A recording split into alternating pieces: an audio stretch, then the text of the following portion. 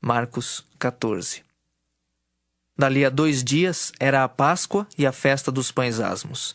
E os principais sacerdotes e os escribas procuravam como o prenderiam à traição e o matariam. Pois diziam: não durante a festa, para que não haja tumulto entre o povo. Estando ele em Betânia, reclinado à mesa em casa de Simão o leproso, veio uma mulher trazendo um vaso de alabastro com preciosíssimo perfume de nardo puro. E quebrando o alabastro, derramou o bálsamo sobre a cabeça de Jesus. Indignaram-se alguns entre si e diziam: para que este desperdício de bálsamo? Porque este perfume poderia ser vendido por mais de 300 denários e dar-se aos pobres. E murmuravam contra ela. Mas Jesus disse: deixai-a. Por que a molestais? Ela praticou boa ação para comigo. Porque os pobres sempre os tendes convosco, e quando quiserdes, podeis fazer-lhes bem, mas a mim nem sempre me tendes. Ela fez o que pôde. Antecipou-se a ungir-me para a sepultura. Em verdade vos digo, onde for pregado em todo o mundo o evangelho, será também contado o que ela fez para a memória sua. E Judas Iscariotes, um dos 12, foi ter com os principais sacerdotes para lhes entregar Jesus. Eles, ouvindo-o, alegraram-se e lhe prometeram dinheiro. Nesse meio tempo, buscava ele uma boa ocasião para o entregar. E no primeiro dia da festa dos pães asmos, quando se fazia o sacrifício do cordeiro pascal, disseram-lhe seus discípulos: onde queres que vamos fazer os preparativos para comeres a Páscoa? Então enviou 2 dos seus discípulos, dizendo-lhes: ide à cidade e vos sairá ao encontro um homem trazendo um cântaro de água. Segui-o e dizei ao dono da casa onde ele entrar que o mestre pergunta: onde é o meu aposento no qual hei de comer a Páscoa com os meus discípulos? E ele vos mostrará um espaçoso cenáculo mobiliado e pronto. Ali fazei os preparativos. Saíram, pois, os discípulos, foram à cidade e, achando tudo como Jesus lhes tinha dito, prepararam a Páscoa. Ao cair da tarde, foi com os 12. Quando estavam à mesa e comiam, disse Jesus: em verdade vos digo que um dentre vós, o que come comigo, me trairá. E eles começaram a entristecer-se e a dizer-lhe um após outro: porventura, sou eu? Respondeu-lhes: é um dos 12 o que mete comigo a mão no prato. Pois o Filho do Homem vai, como está escrito a seu respeito. Mas ai daquele por intermédio de quem o Filho do Homem está sendo traído. Melhor lhe fora não haver nascido. E enquanto comiam, tomou Jesus um pão e, abençoando-o, o partiu e lhes deu, dizendo: tomai, isto é o meu corpo. A seguir, tomou Jesus um cálice e, tendo dado graças, o deu aos seus discípulos, e todos beberam dele. Então lhes disse: isto é o meu sangue, o sangue da nova aliança derramado em favor de muitos. Em verdade vos digo que jamais beberei do fruto da videira, até aquele dia em que eu hei de beber novo no reino de Deus. Tendo cantado um hino, saíram para o Monte das Oliveiras.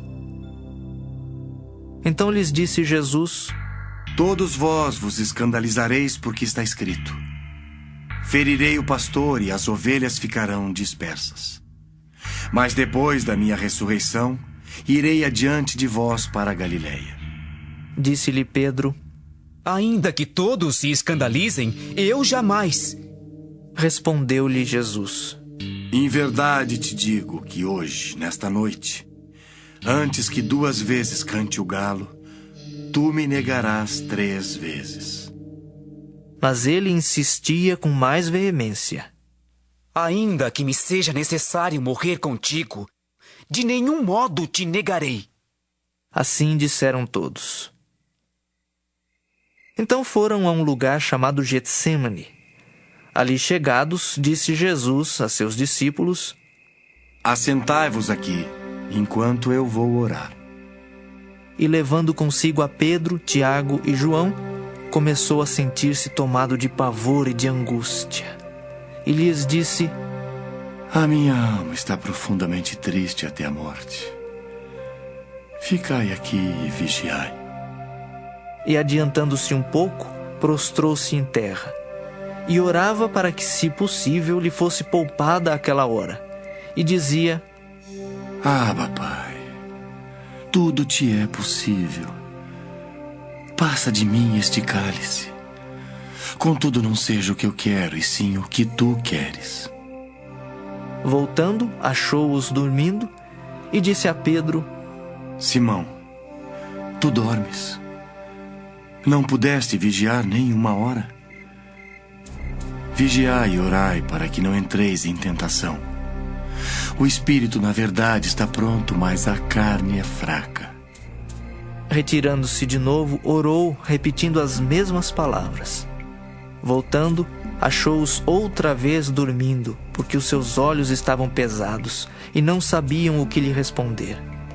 E veio pela terceira vez e disse-lhes: Ainda dormis e repousais? Basta.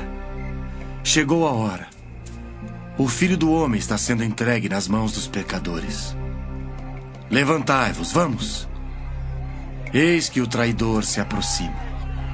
E logo, falava ele ainda, quando chegou Judas, um dos 12, e com ele, vinda da parte dos principais sacerdotes, escribas e anciãos, uma turba com espadas e porretes. Ora, o traidor tinha-lhes dado esta senha: Aquele a quem eu beijar é esse. Prendei-o e levai-o com segurança. E logo que chegou, aproximando-se, disse-lhe: Mestre. E o beijou. Então lhe deitaram as mãos e o prenderam. Nisto, um dos circunstantes, sacando da espada, feriu o servo do sumo sacerdote e cortou-lhe a orelha. Disse-lhes Jesus: Saístes com espadas e porretes para prender-me como a um salteador. Todos os dias eu estava convosco no templo ensinando e não me prendestes. Contudo, é para que se cumpram as Escrituras. Então, deixando-o, todos fugiram. Seguia-o um jovem, coberto unicamente com um lençol, e lançaram-lhe a mão. Mas ele, largando o lençol, fugiu desnudo. E levaram Jesus ao sumo sacerdote, e reuniram-se todos os principais sacerdotes, os anciãos e os escribas. Pedro seguira-o de longe até o interior do pátio do sumo sacerdote e estava assentado entre os serventuários, aquentando-se ao fogo. E os principais sacerdotes e todo o sinédrio procuravam algum testemunho contra Jesus para o condenar à morte e não achavam. Pois muitos testemunhavam falsamente contra Jesus, mas os depoimentos não eram coerentes. E levantando-se alguns, testificavam falsamente, dizendo: Nós o ouvimos declarar: Eu destruirei este santuário edificado por mãos humanas, e em 3 dias construirei outro, não por mãos humanas. Nem assim o testemunho deles era coerente. Levantando-se o sumo sacerdote, no meio, perguntou a Jesus: Nada respondes ao que estes depõem contra ti? Ele, porém, guardou silêncio e nada respondeu. Tornou a interrogá-lo o sumo sacerdote e lhe disse: És tu o Cristo, o Filho do Deus bendito? Jesus respondeu: Eu sou. E vereis o Filho do Homem assentado à direita do Todo-Poderoso e vindo com as nuvens do céu. Então o sumo sacerdote rasgou as suas vestes e disse: Que mais necessidade temos de testemunhas? Ouvistes a blasfêmia? Que vos parece? E todos o julgaram réu de morte. Puseram-se alguns a cuspir nele, a cobrir-lhe o rosto, a dar-lhe murros e a dizer-lhe: Profetiza!